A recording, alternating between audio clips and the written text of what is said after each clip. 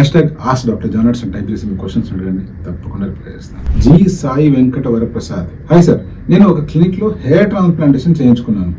సర్జరీలో నాకు గ్రాఫ్ట్స్ తీసేటప్పుడు బాగా బ్లీడింగ్ అవుతుంది అని హాఫ్లో సర్జరీ ఆపేశారు. ఇప్పుడు నేను ఫర్దర్కి ఎలా ప్రొసీడ్ అవ్వాలి? Please answer this question sir.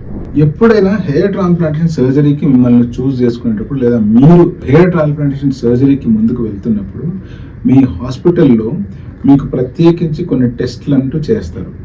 ఈ టెస్టుల్లో మీ బ్లీడింగ్ టైం ఎంత, మీ క్లాటింగ్ టైం ఎంత, మీ ఇంటర్నేషనల్ నార్మలైజ్ రేషియో అంటే ఐఎన్ఆర్ అనేటువంటిది ఎంత ఉంది, ప్రోథ్రాంబిన్ టైము, ఏపీటీటీ, ఇటువంటివన్నీ ఒకసారి చెక్ చేసి వీటి లెవెల్స్ నార్మల్గా ఉన్నాయా లేదా అనే దాన్ని నిర్ధారించుకుంటారు. ఒకసారి ఈ స్టెప్ జరిగిన తర్వాత పొరపాటున మీకే కనుక కొంచెం తక్కువ ఉండడం కానీ లేకపోతే ఈ లెవెల్స్ కొంచెం ఎక్కువ ఉండడం అయితే వాటికి సంబంధించి ప్రాపర్ ట్రీట్మెంట్ ఇచ్చిన తర్వాత అప్పుడే మీకు సర్జరీ డేట్ అంటూ ఇస్తాను. అలా ఎటువంటి టెస్టులు లేకుండా కనుక మీకు సర్జరీ చేస్తున్నట్లయితే డెఫినెట్గా మీరు ఇబ్బందులు పడే అవకాశం ఉంది.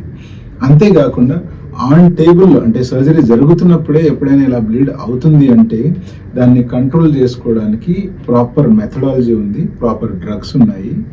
ఒక క్వాలిఫైడ్ డాక్టర్కి అటువంటి సిచ్యువేషన్ని ఎలా డీల్ చేయాలో చాలా బాగా తెలిసి ఉంటుంది. ఎప్పుడైతే ఇలా జరిగి మీకే కనుక సర్జరీ ఆపేయాల్సిన సిచ్యువేషన్ వచ్చింది అంటే ఇమీడియట్గా మళ్ళీ మీరు సర్జరీకి వెళ్ళేదానికంటే మీకు ఎందుకు ఇలా బ్లీడింగ్ ఎక్కువైంది, మీ ఫ్యామిలీలో ఏమైనా బ్లీడింగ్ టెండెన్సీస్ ఉన్నాయా, మీకేమైనా బ్లీడింగ్ సంబంధించి ఇబ్బందులు ఉన్నాయా అనే వాటిని నిర్ధారించుకోవడానికి ఒక ప్రాపర్ ఇమ్యూనో హెమటాలజిస్ట్ దగ్గరికి వెళ్ళి దీని గురించి కూలంకుషంగా డిస్కస్ చేయడం అండ్ టెస్ట్ చేయించుకోవడం ఎంతైనా అవసరం.